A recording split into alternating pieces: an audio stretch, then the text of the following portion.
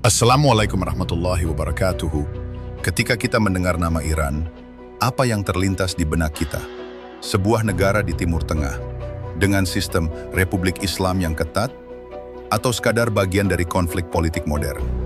Tapi, tahukah kamu bahwa Iran hari ini berdiri di atas fondasi salah satu kekaisaran terbesar dan tertua di dunia? Kekaisaran yang pernah menyaingi Romawi, menaklukkan Babilonia, dan bahkan disebut dalam Al-Quran. Ini bukan hanya tentang sejarah, tapi tentang identitas yang bertahan ribuan tahun. Mari kita telusuri, apakah Iran modern benar-benar mewarisi jiwa kekaisaran Persia, atau semuanya hanya mitos nasionalisme? Kekaisaran Persia pertama yang besar adalah Achaemenid, 550 sampai 330 sebelum Masehi. Didirikan oleh Cyrus the Great.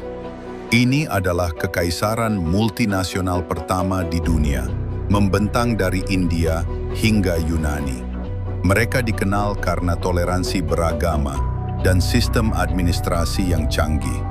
Bahkan dalam Al-Quran, Zulkarnain oleh sebagian ulama disamakan dengan Cyrus. Setelah Achaemenid runtuh oleh Alexander Agung, Persia bangkit kembali lewat dinasti Sassanid, tahun 224 sampai 651 Masehi. Inilah masa kejayaan Zoroastrianisme dan lahirnya sistem hukum dan filsafat Persia yang kompleks. Tapi segalanya berubah ketika Islam datang. Tahun 651 Masehi, Kekaisaran Sassanid runtuh setelah kekalahan dari pasukan Muslim dalam Perang Al-Qadisiyah. Tapi meski kekuasaannya hancur, budaya Persia tidak hilang, melainkan menyatu dengan Islam.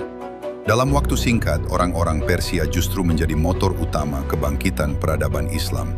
Nama-nama seperti Imam Al-Ghazali, Imam Al-Nawawi, Ibnu Sina, Avicenna, Al-Farabi, semua berasal dari wilayah Persia Raya.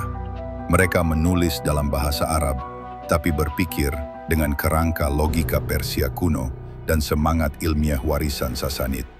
Bahkan, gaya arsitektur masjid dan madrasah banyak dipengaruhi oleh desain istana Persia.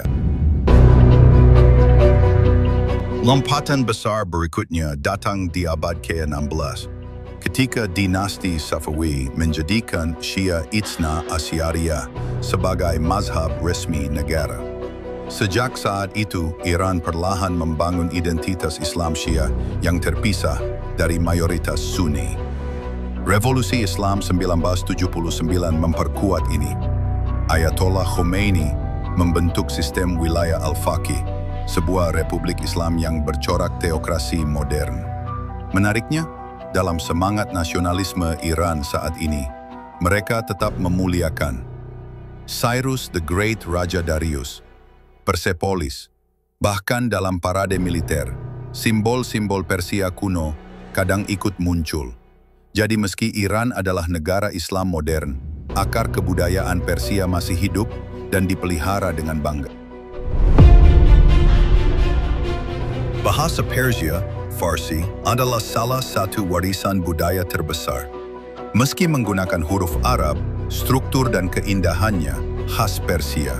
Festival Nowruz, Tahun Baru Persia yang dirayakan setiap musim semi, tetap dilestarikan hingga kini, meski bukan bagian dari Islam. Iran juga dikenal dengan warisan puisi dan sastra. Nama-nama seperti Rumi, Hafez, Saadi menjadi tokoh sastra dunia.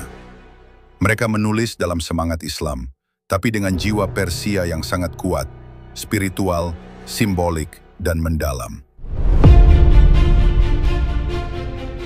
Iran hari ini adalah gabungan yang unik, negara Islam dengan sistem teokrasi, tapi juga pewaris budaya Kekaisaran Persia yang masih dibanggakan hingga kini.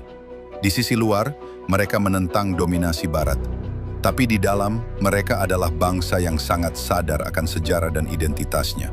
Mungkin inilah yang membuat Iran sulit dipahami oleh dunia luar. Mereka bukan Arab, bukan sekadar negara Islam, tapi Persia, sebuah peradaban lama yang sedang hidup kembali dalam bentuk baru.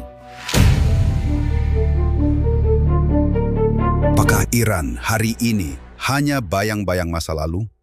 Atau justru bukti bahwa peradaban tidak pernah benar-benar mati? Ia hanya berganti wajah. Silahkan tulis pendapatmu di kolom komentar. Apakah menurutmu Iran memang warisan langsung dari Kekaisaran Persia? Jangan lupa like, share, dan subscribe untuk video sejarah Islam lainnya. Sampai jumpa di Historia Islam.